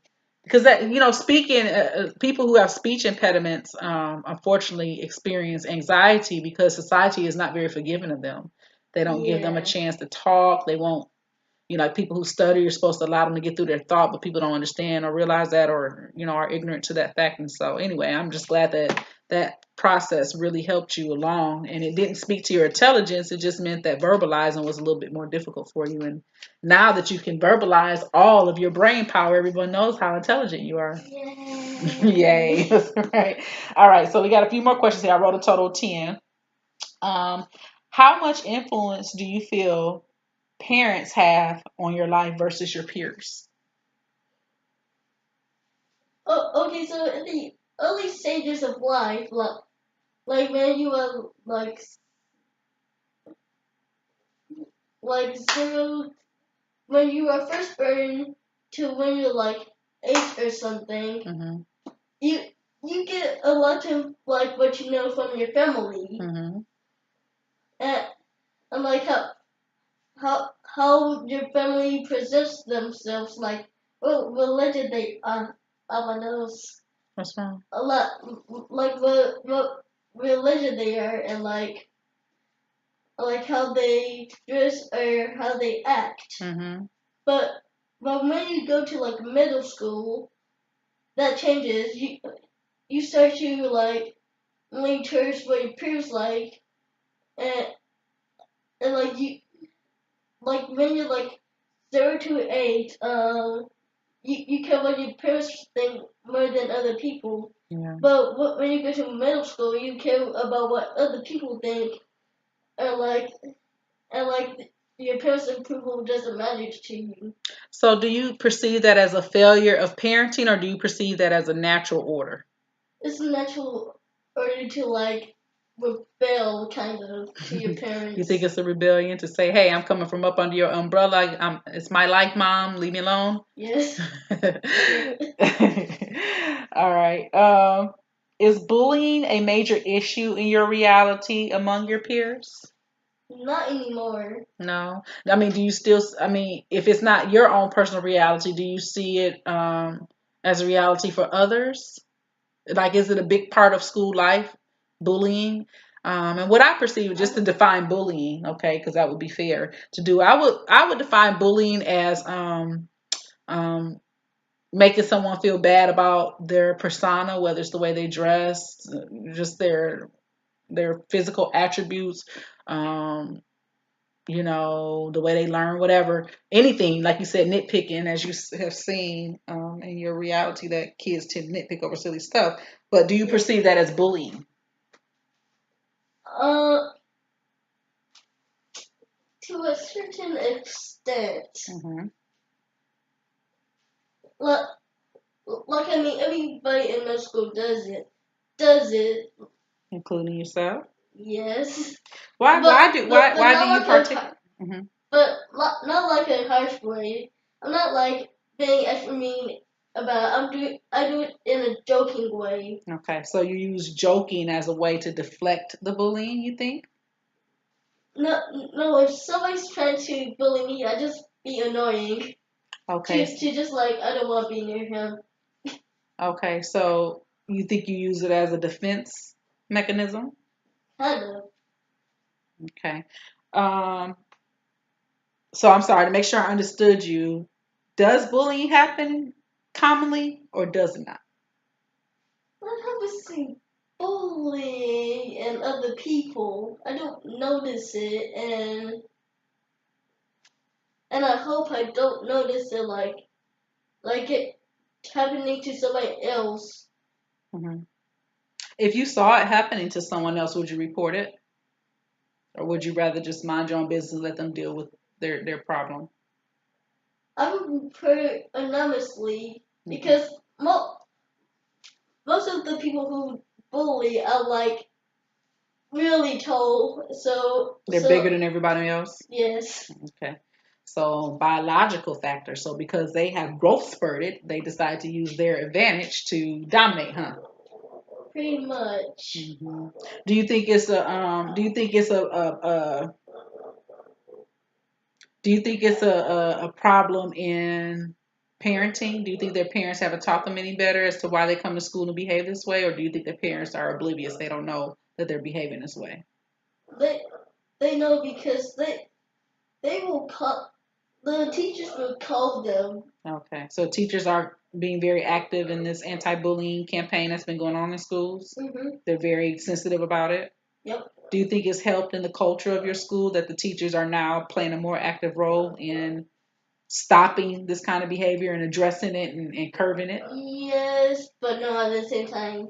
If if they constantly do it and they just get used to it, they can just like adapt. So they don't really care. So like So you're saying the kids aren't telling as much and the teachers can only see so much is what you're saying? no, like if they catch like for the repeat offenders, they don't get as phased by it. They're like, I don't care. So the repeat offenders don't care that they're getting caught and they're continuing the behavior? Yeah. So do you think that, I mean, because obviously the educators have a role, but do you think that that still stems back to how the parents are um, addressing it in their own personal households? I don't feel like it's the parents' fault. I, I think I think it's like their peers. So you don't think it's learned behavior from maybe a household that, it's been some theories out here that the reason why some kids bully is because they experience in their life at some point, whether it be at home, whether it be the dynamic of the household. Do you think that plays a role at all? Like maybe you live in a household where everybody talk about each other and they laugh about it, right? And that person might take it to school. Do you think that's a contributing factor? Oh yeah, kind of because it depends. If the family like does that in a joking manner, they would do it in a joking manner too. But if they do it in a negative manner, they would pick up that and like do it in a negative manner. And the other situation is like the person doesn't pick up in a joking manner. Hmm. So again, just going back to the initial premise of the question, do you think that the parent's ability to curb that behavior has failed and is why the person becomes a repeat offender? Or do you think it's just something built within them that they don't want to, like the rebellious spirit you were talking about earlier? Do you think it's just them rebelling and not following the instruction of their parents? Well, I was Or apply a percentage to it. What percentage do you think between the two? Which one has a higher percentage? I think for me I think it is the student, but a little tiny bit of the parent because 50-50, no 60-40, 70-30. What do you think? like 80-20 80 maybe. 20. So 80% the student personal choices and 20% the parent. Yes. Okay. The, So I'm sorry. like not some is it some I'm saying like so, most of the time is the students Hmm. and 20% is the parents. Right, right. So the parent holds a smaller weight. It's more of personal choice. Yeah. Okay. And We that's got one more question and I am done antagonizing you. Is that a drum roll? yes. How do you see your future as an American-born person? My future, How do you see your future? my fu- in my head, my future is gonna be. I don't really know. I have. Do you feel like there's anything standing in your way, or do you feel like whatever you put yourself to will become your reality? Like, how do you see that? Do you feel like there are obstacles? Um, just in a general broad, of course, we have personal obstacles, right? But just in a general spectrum of America, and you being a young person coming up, how do you perceive your possibilities? Like, do you feel the sky's the limit for you? You can do whatever you put your mind to, or do you think there's some obstacles? Uh, I think the sky is the limit for me. Mm-hmm. But like some personal problems, like my sickle cell. Mm-hmm. Mm-hmm. But other than that, well, Kaylin has chosen to reveal to you all that he is among the community of sickle cell. He was diagnosed at birth. Um, we knew that he was going to have this disease due to genetic marker tests that we had with his father and I. Um, and so we have been managing that, and we will do a show on that so that we can empower others who have sickle cell and maybe offer some methods that we've employed to keep Kalen healthy, because I think he does pretty well for the most part. We have not, thankfully, had as many hospitalizations as some other people, but it still doesn't mean he doesn't have challenges. There are challenges. Uh, but we have employed different things due to my own personal research and due to his willingness to comply to help keep him a healthier individual. So, Kaylin, I'd like to thank you so much. I still have a little bit more. It's going to look like it's going to turn out to be a 2-hour show because I have a couple other things I want to talk about. If you want to stick around, that's fine. But you are free from the Q&A chair. So if you want to go YouTube or something, then you are free to do so. But I'm going to finish up the show. So the other thing that I wrote down, and he skedaddled. The other thing that I wrote down is my concerns about the example we are leaving for our children. The elephant in the room for me on what examples we're leaving for our children is I think our culture has dynamically changed so much so that we are omitting some of the family values that we learned ourselves. Now, whether or not it's because maybe some of us feel that they don't matter as much or they're old and outdated, I think the current condition of our society as a whole, especially in the Black community, because that is my area of interest, Black empowerment. I think we've left some things on the side of the road that we could do better at. I think that we've missed the opportunity to apply the wisdom of our elders and our ancestors. And I think it's in part because a lot of it is lost. Okay, that's just in general. Again, this show is not going to go too deep this time, but I'm just want to throw some ideas out there for us to begin to talk and elaborate on and be willing to uh, hopefully affect change. Um, Another thing I wrote down was how family values are diminishing in our community. So that goes back to the first thing I said, but just in a little bit more detail is that you don't have the structure anymore. I mean, the absenteeism of the father, whether voluntary or involuntary, whether situational or not, is just a current reality. And I think that that dynamic has changed our lives in such a profound way that, again, as I wrote, I don't think that men and women believe that they need each other anymore.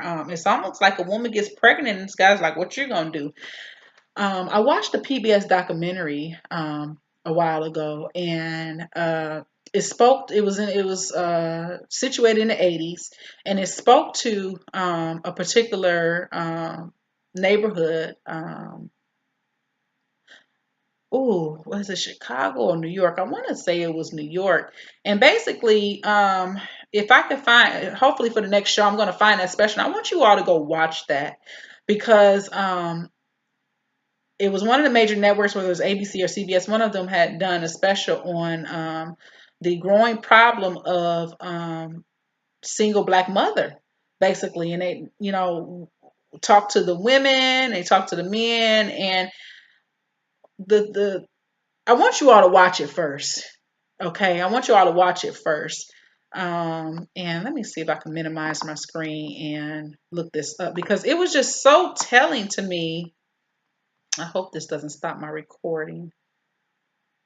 I better not do that until I can figure this thing out because I haven't learned how to use these things very well. But it was just so telling me, just try to look up PBS 1985 special Black Mother Singlehood. And hopefully you guys will be able to find it. I'll just have to do it for the next show and we'll talk about it the show after. Just some of the I'm gonna watch it again and write down some pointers that I saw in that show. But it's making me furrow my eyebrow now. Just the mindset. It was a mindset issue, and it was just so clear. Like the day is like the ideology that was being employed by these men and women of the time, and them not identifying with their own elephants in the room as far as how they uh, realize their own situation. It was just so telling, and it was embarrassing. It was embarrassing. I'm not gonna lie. It was very embarrassing that people even thought. And at the time that it was placed in the 80s, it made me think these are our parents, you know. And I want to say that this would have been the baby boomer generation coming up and being adults at this time. And I have my own, maybe not the baby boomers, maybe the children of the baby boomers, but I have a whole another ideology of the progression of our downfall and how it changed from our parents being hardworking, entrepreneurial spirit people who saved money and took care of their families to what we see now, a variation thereof. Not to say that there aren't Black people taking care of their families. Very well, there are. Like I said, a lot of us are holding each other down, but there is a good segment that is remarkable enough for us to consider that are not getting these same lessons, that are not employing these same methods, and that have come away from it. And you see this fight video culture and all these different things. So these are the generalities that I'm looking at. How joblessness should stimulate entrepreneurship. My boyfriend went to Kenya this year, and basically something that he said stuck out to me. He said, even though these countries are perceived as basically poor countries, he highlighted the fact that while he was there in Nairobi, he did not see a shiftless behavior, for lack of better words. And I don't want to be negative about my people. I really don't, but we have to be honest. He said no one was hanging out, sitting around, basically loitering. There was no loitering. People just moving. He said so many people. He said they're moving. Now, is there joblessness? Are there shiftless people in Nairobi? Yes, absolutely. But he's saying the dynamic of the overall pulse of the city was there was movement, movement, movement. Everybody moving. Everybody selling something. I got this. I got this. So much so that he said he saw a woman who obviously has some disability of some sort. And I'm sure, maybe some of their disability laws are a little bit different than us here in the United States. But he said he noticed this woman was selling things, but she had her babies on her back, even though she couldn't walk. And she's crawling across the street, and he didn't want to record it because, he knew that would be demeaning, but it just floored him. And what kind of cultural dynamic would you have to have in order to say, I don't care if you crawling on the ground, you still get out here and make a living, and people to consider that a complete and social norm. So that was just a very interesting dynamic that he said nobody is sitting. People are working. And another thing he said he noticed about these people, which are obviously a portion of our ancestors to a certain degree, or are related to us to a certain degree, not ancestors, but just related to us in a certain degree, is that a lot of them were educated, even though they held regular jobs, maybe they worked at a hotel or whatever, but they were educated. Like he didn't get the idea that the overall consensus was, ignorance. These people knew their history. They knew where they came from. They knew their family history. They could take you back lineage.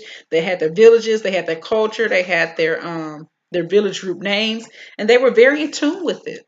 And another theme that he said that he found that was just so astonishing to him was the welcoming, friendly nature.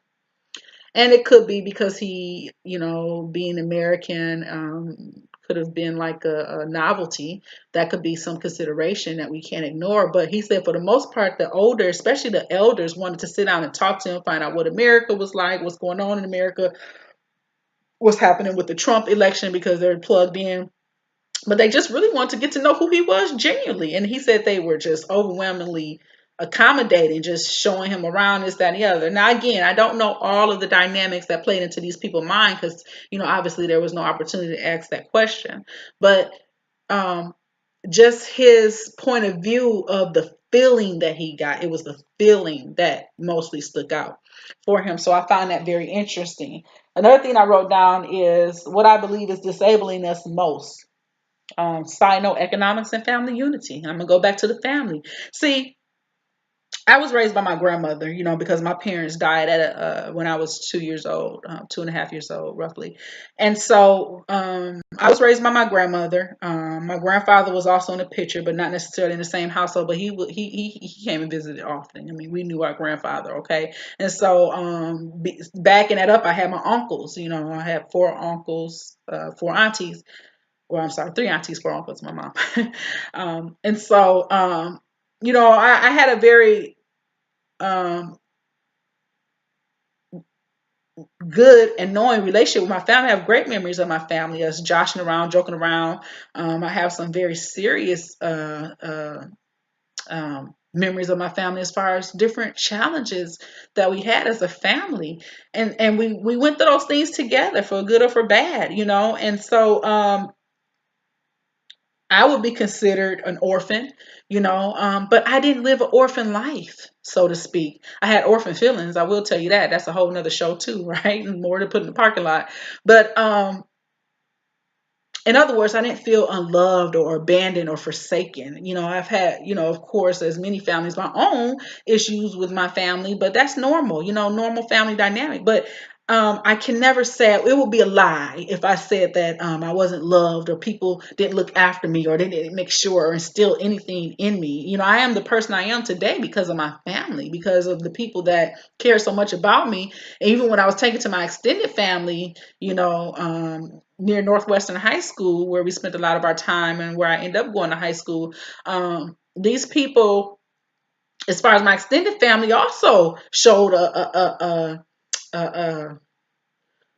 congruency, a an adhesiveness that to this day I know who my second and third and almost fourth cousins are. And while I don't talk to them every day, if we have a gathering or again, like in a black family, someone passes, we're there, right? But that shouldn't be the only reason why we communicate, or we do family reunions, we do things like that. So I have a pretty cohesive family. It's not a perfect family. I don't think anybody's family is perfect, but it's very cohesive. We communicate with each other, and there's segments. So segments of the family kind of adhere to each other. And if you want to know about what's going on with the family member, you can get within that segment and say, "Hey, how's so and so doing? I haven't heard from them." Or if I call my family, who are my second and third cousins, say, "Hey, can I come over, cousin?" And yes, come over. Oh, I'm so glad to see you. How's everyone doing?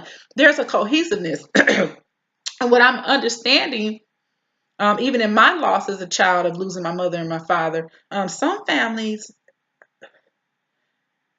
it's not there. It's not there. And that is the elephant in the room, that the cohesiveness of some black families have been lost. Or if they are around each other, there's a lot of competition and rivalry that's unhealthy. Um, Someone that I consider close to me, and talking to her, she expressed to me that she's been in a family dynamic where cousins or sisters might sleep with your man. We have to address those issues. We have to talk about these things. We have to do dialogue. We have to talk about why is this kind of thing happening. For me and my family, my cousins, my first cousin, we don't even look at each other men like that.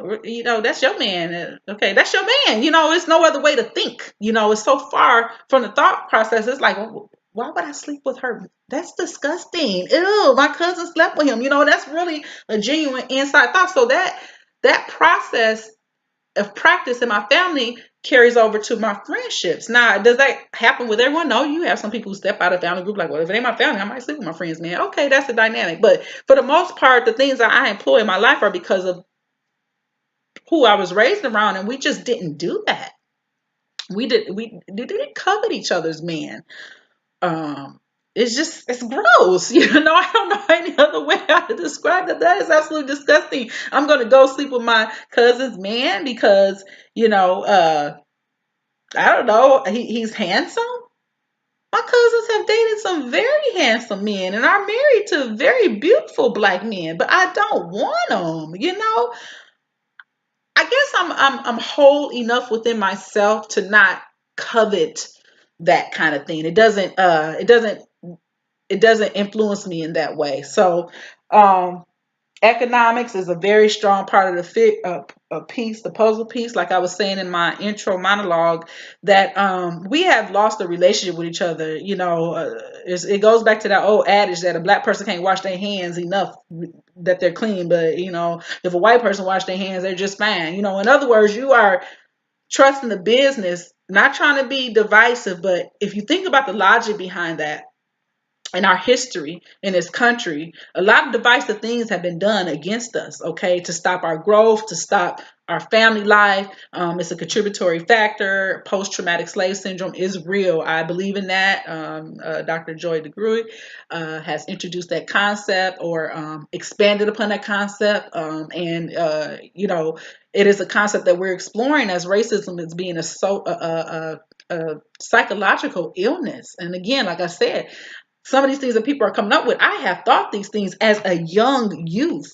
Like this supply and ointment, something is going on with these people that they feel the need to perpetrate this kind of behavior. But a thought came to me, and again, we're going to do these shows. We're going to get into these things, the whys, the hows, but I need your interaction because I don't want it just to be my voice. I want it to be thoughts. I want this to be a live YouTube show, not just recordings. Initially, it'll be recordings because I'm getting my thoughts out there, but I want it to be live. But basically, the doctrine of manifest destiny.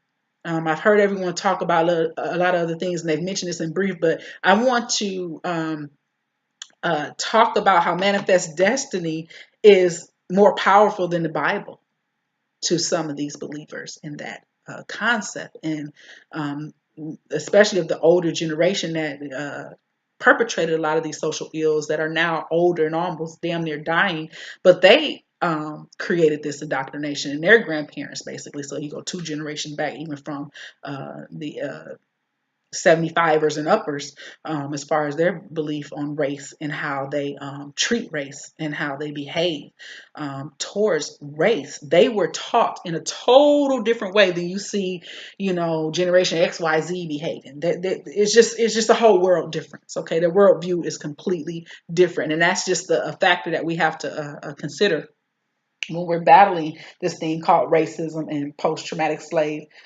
syndrome. So I'm going to wrap up with some books to read. We have to read.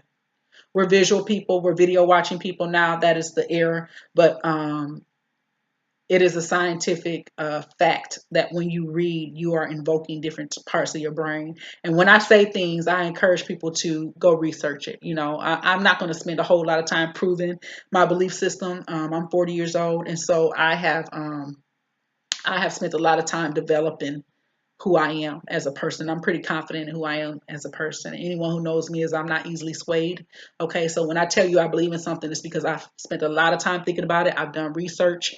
If I don't know something, I will say I don't know something. Okay, so some of the books that I challenge you all to read, and I challenge everyone to read a book a month on history specifically. But the first book that I've been reading on and still trying to finish is The Miseducation of the Negro. I think that's Carter B. Wells, if I'm not mistaken, if I'm saying the name right, if I'm remembering it right. I know I got it on my Kindle list. I should have pulled this up. That's my disorganization. I apologize. I will do better as the show goes along. But it's called The Miseducation of the Negro. Good read. It is. I've highlighted. I have it on Kindle books. If you have a Kindle books are so much cheaper. They don't cost as much. They're digital. They're right available to you, and you can read them anywhere. You can read them on your laptop because there's an app. It's a web page. Read read.amazon.com, I think is the link. So anyway, wrapping up, Miseducation of the Negro, I would encourage you to get it. And another book I just came upon recently from watching the Fleet Matthews show, which I avidly watch.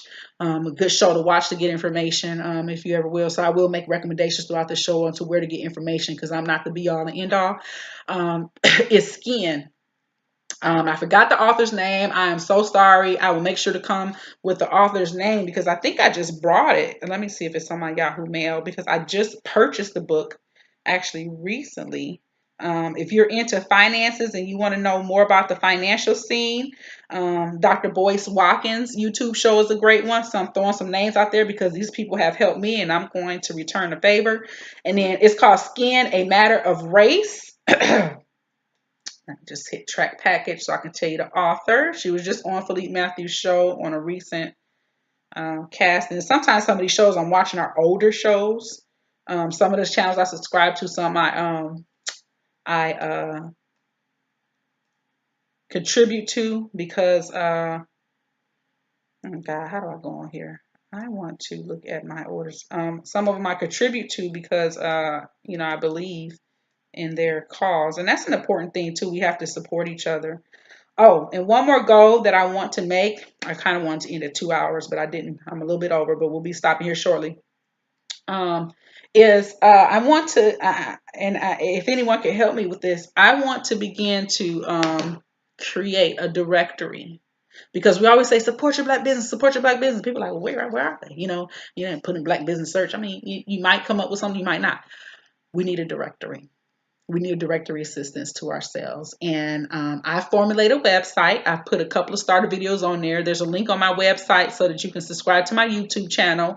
And we begin to build together. It's going to be a process. I don't expect for people to come flood into my YouTube channel. And really, that's not what it's about to me. If I can affect a few people, guess what? I've affected many, because people talk, right? So my reason, okay, so go back on this one. Skin by, I want to tell me. Okay, Skin, A Matter of Race in America, Volume 1.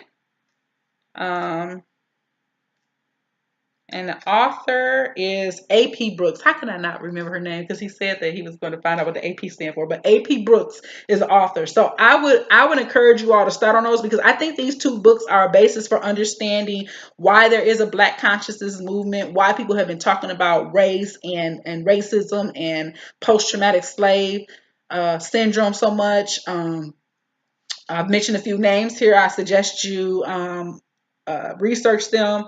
But Skin, A.P. Brooks, my recommendations, and the Miseducation of the Negro. I think those are good places to start. I'm pretty sure it's Carter B. Wells is the Miseducation. I can look that up now on my phone. I don't know why I'm being lazy, because I don't want to give you all misinformation. So let's see. Uh-oh. Internet, where are you? What USB is not recognized? Computer, why are you talking so much? Okay, so I'm going to look that up for you all real quick, and then we can wrap up here, because I have held enough of your time. And if you stay for the full 2 hours, thank you for listening to me. Again, I have a lot of thoughts in my head, and I think they need to be shared. I think they can help people. I think that that we all have a calling, and I personally think quite possibly this should be mine, because I have information and I share it all the time, but just not on this platform. And I need to share it in a larger way. I go onto Twitter and I argue with these people sometimes, not complete arguments, not anything that's destructive. Maybe I'll even share my style with you all next time, because I'm gonna be honest with you. A lot of times, my style usually does one or two things when I'm going with people and their views. It either make them think and they get a little quiet. They still kind of stick to their guns, but they get a little quiet and they think, or they get really angry. They get really mad because, I'm not easily to one up. So, what is the author? Yep. Sorry, I said Wells. Carter G. Woodson, excuse me. Carter G. Woodson, The Miseducation of the Negro. So those two books, I suggest you start off with those. Start reading them if you already haven't, because they are a good basis for why we are where we are today. This is a real phenomena. It's not made up. It's not in our heads. It's not. It's not all. And if you dream it, you can do it. No, you have to understand that this is a systematic design as to why we are so lost. It is a systematic design as to why we are at this place, and we can no longer employ others in government to right our wrongs. We've never been able to rely on government to right our wrongs. That's something else you'll learn if you study our history. It has always been us. We have always been the one to affect change. And anytime we've made change in government, it has been us in the forefront, pushing for our right to be. Just bottom line, our right to be. So anyway, I hope you all enjoyed the conversation. I hope I didn't go too far. I think it's rich, the Q&A with my son, because again, I want us to begin to think outside the box and begin to look at those elephants in the room that we don't want to talk about, or we're not addressing, or we're missing, and I would like to be that link. I think I can help that link, because that's how my thinking is going. And eventually, me being a public health major, I'll be employing some of these things into my master's thesis as well. So it's going to serve a duality. It's not for selfish reasons, though. If you all could open my heart up and see the love I have for my people, I just love my people. I love being around my people. I love doing things with my people. I just want my people to get better, because we're sick. And that's just the bottom line. We're sick, and it's not all of our fault, but some of it is. Some of it we have to recognize and realize. But I know and I believe that we can get better, because even to this day, you figure coming from, chains of chattel slavery, look at how much we've accomplished. I would never diminish us. We have accomplished so much, and I know that we can do better. So help me, help us do better. I love you all. Um, I hope you find value in what I'm trying to do here. And with every show, I'm going to ask you to walk with me. Okay? Walk with me.